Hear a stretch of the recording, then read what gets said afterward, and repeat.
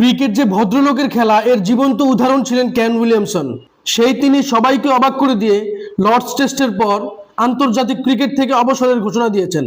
2014 সালে নিউজিল্যান্ডের কিংবদন্তি মাইকেল ক্রো ভবিষ্যৎবাণী করেছিলেন Virat Kohli, Kane Williamson, Steven Smith, George Root এই চারজন পরবর্তী দশকে সময়ের সেরা ক্রিকেটার হবে, এবং পরবর্তীতে তার কথা হুবহু মিলে যায়। যদিও স্টিভেন স্মিথ এবং জর্জ রুট এখনো টেস্ট ক্রিকেট চালিয়ে যাচ্ছেন, অন্যদিকে বিরাট কোহলি এখনো ওডিআই খেলছেন, তবে এই অসাধারণ চারজন থেকে কেন উইলিয়ামসন সর্বপ্রথম তিনি সকল প্রকারের আন্তর্জাতিক ক্রিকেট থেকে অবসরের ঘোষণা দিয়েছেন। এই প্রজন্মের ক্রিকেট প্রেমীরা, আমরা যারা এই অসাধারণ চারজনকে দেখে বড় হয়েছি, আমরা হয়তো আর কখনোই নিউজিল্যান্ডের জার্সিতে কেন উইলিয়ামসনকে মাঠে দেখব না, তবে তার ক্রিকেটীয় সত্তা যুগ যুগ ধরে আমাদের স্মরণে থাকবে।